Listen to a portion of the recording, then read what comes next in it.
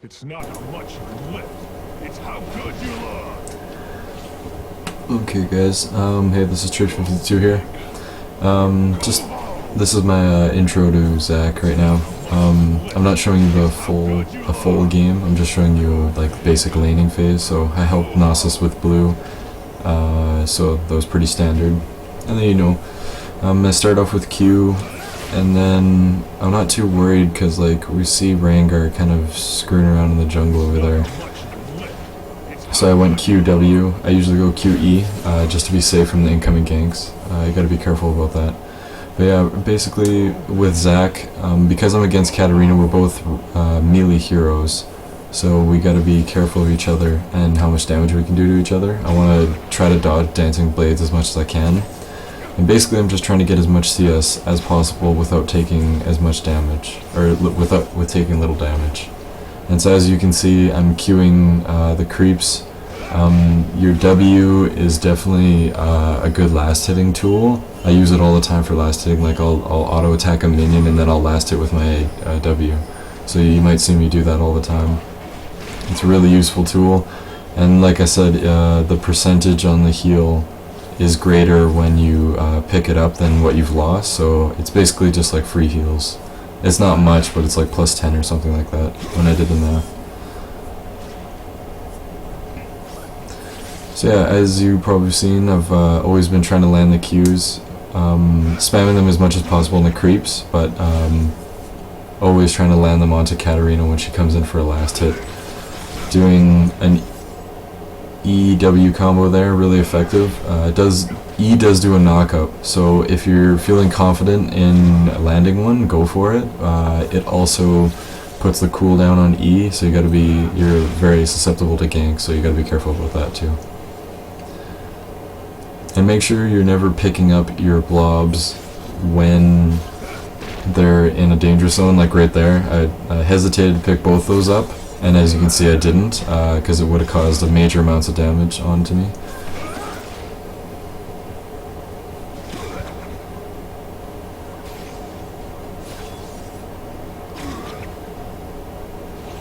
So I'm doing pretty good against her. As you can see, I'm really harassing her, which is, I find Zac is really good against Diana, Katarina, a lot of the melee champions in mid lane that are AP, because he's just a very tanky body. As you can see, I started 2 beads and 3 health pods. I haven't even used my health pod yet. That's how much regen he has. If you check out my runes and masteries, I have about a starting of 15 health regen per 5 seconds, which is really strong on him.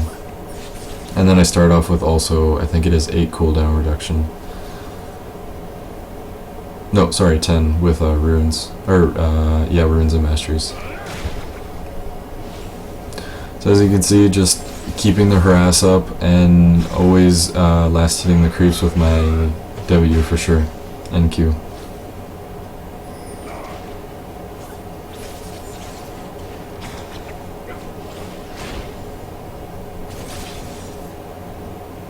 So as you can see, my CS is significantly bigger than, or larger than hers. She only has 9, I have 34. This is definitely how you lane with Zac. You just keep the harass going with keeping as little as possible onto you. Whenever you've used an E like that and you know you can't get it, don't go all the way, just go a little bit of the ways, and if the creep's in front, then go ahead and get them for sure.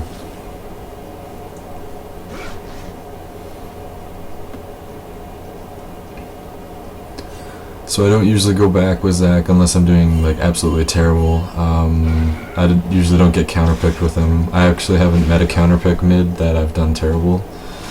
So putting them onto the list is going to probably take some time onto my guide. Same thing with top lane, I've topped him a couple times. So I probably, because Katarina was always in the lane, always pushing me back, I didn't get to come to these camps often, but I just did there, and as you can see, it's a lot of XP. So I got level 6 now, hoping to do some damage. Cat's backing right now, so probably nothing gonna happen there. And I've been in lane for about 7 minutes here, and I'm not sure if I back or not very soon, but yeah. I usually don't like to go back if I'm doing really well like this till about 10-15 minutes in. That way I have a very large amount of gold. Right now I have Yes, yeah, I have around 1,800 total, but 1,300 just in general. And then right there, Rengar way out of position. Well, he wasn't way out of position, but really low, and didn't expect the burst damage from an ultimate ignite from Zac for sure. He does, for those of you who don't know, on his ultimate, like he's basically not indestructible, but he doesn't take a lot of damage, that's for sure. You can see I was feeling a little scared about Cat there. I think she did have an ignite up, so I didn't want to risk that for sure. Even though my passive is up, I believe. No, it's down. Or wait, yes, it was up.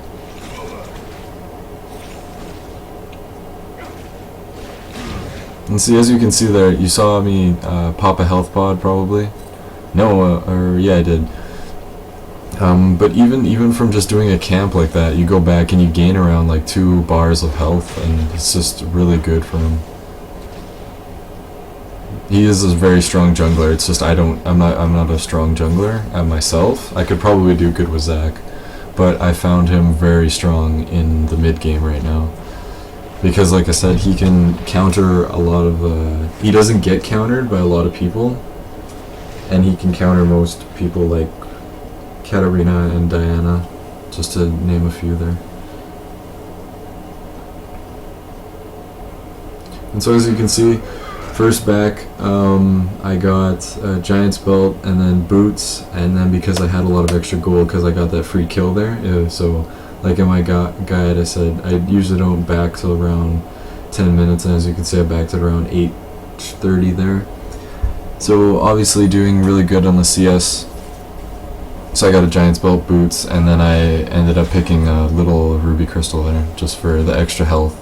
You want to stack a lot of health because basically the mid's not going to do that much magic damage to you early game, so the more health you have, the more you can sustain in lane, and the more you can do the harassing, and plus the more healing you're going to get. As you can see, it jumped up from about 36 healing to around 70, I think it is, yeah, 71.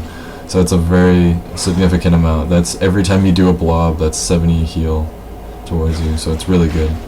And here Rengar comes here, but I'm not afraid of him. I could just E out of there for sure. And that's what I'm saying, always use your E for escaping. Try not to do it for initiation. And as you can see, I just wasted my ulti there. I think I tried to type Rengar going top, but unfortunately I didn't click the enter button and it did my ultimate. But who cares, because I'm doing so good against this Katarina, it doesn't even matter right now.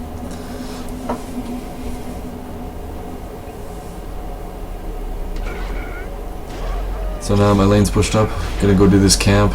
Again, it gives you tons of XP. I think it's one of the most in the camp, or in the camps, if not the most.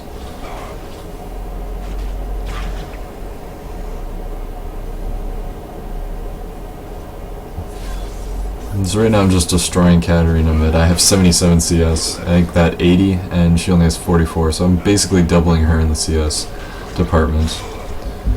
And right there, you know, just trying to clean it up really fast.